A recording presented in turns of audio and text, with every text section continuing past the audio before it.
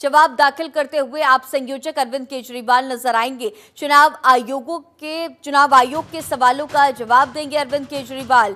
Election commission ने आज सुबह 11 बजे तक का समय दिया था। केजरीवाल ने यमुना के पानी को लेकर के बड़ा बयान दिया था।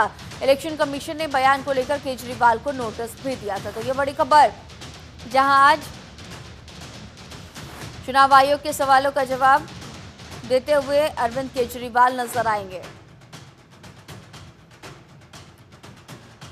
और इसी खबर पर और भी ज्यादा जानकारी के साथ हमारे सहयोगी दिल्ली से नमित त्यागी लगातार हमारे साथ लाइव मौजूद है। नमित, अब चुनाव आयोग के सवालों का जवाब देते हुए अरविंद केजरीवाल नजर आएंगे। कल जिस तरह से हमने देखा था, जब अरविंद केजरीवाल प्रेस कॉन्फ्रेंस कर रहे थे, उस दौरान उन्होंने राजीव कुमार पर जमकर निशाना साधा था, पूरे चुनाव आयोग पर जमकर निशाना साधा था। और जिस तरह से इलेक्शन कमीशन ने आज सुबह 11 बजे तक का वक्त दिया था, केजरीवाल ने यमुना के पानी को लेकर के जो बयान दिया था, इसका भी जिक्र कीजिएगा और भी क्या कुछ अपडेट।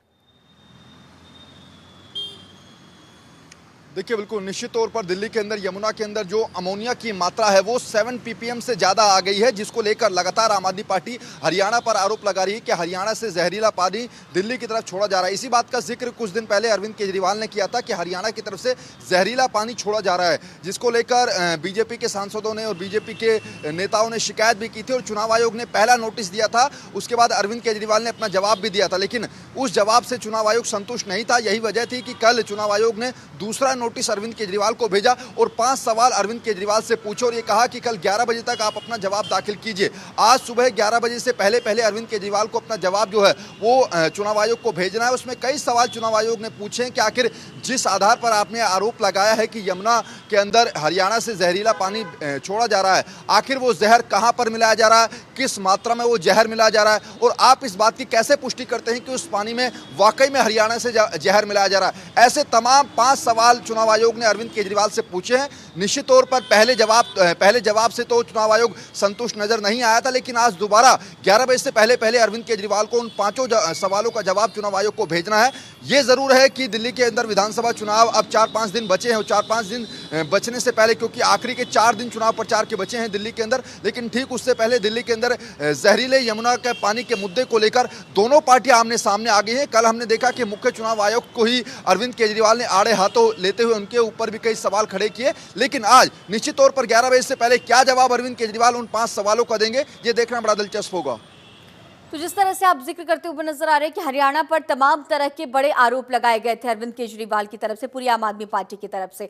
अगर हम चुनाव की बात करें तो अब चुनाव की तारीखें बेहद करीब हैं और अब महज 4 दिन का वक्त बचा हुआ है, क्योंकि इन ये सब जो मुद्दे हैं वो बहुत ज्यादा दिल्ली के चुनाव में देखे जा रहे हैं। ना बीजेपी कहीं से भी कमतर पड़ती हुई नजर आ रही है और ना ही आम आदमी पार्टी। ऐसे में आप लगातार ग्राउंड जीरो पर भी मौजूद रहते हैं, जनता से भी आपकी लगातार बातचीत होती रहती है, कितना इम्पैक्ट देखा जा रहा है जनता के बीच?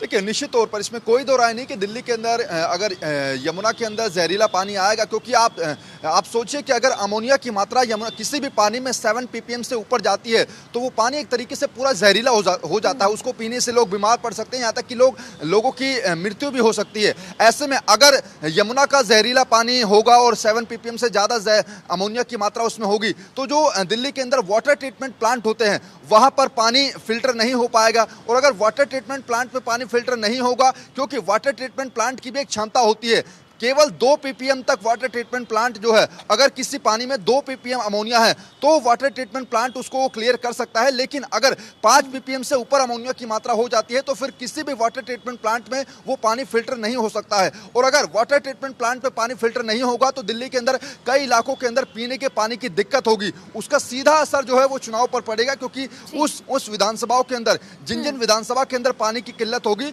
वहां के लोग जो हैं वो अपने विधायक से नाखुश होंगे, अपने विधायक पर नाराजगी दिखाएंगे, जिसका असर जो है वो सीधा वोटिंग पर पड़ सकता है। ठीक है नमित, आगे भी आपसे अपडेट्स लेंगे। फिलहाल तमाम जानकारियों के साथ बने रहने के लिए आपका बहुत शुक्रिया।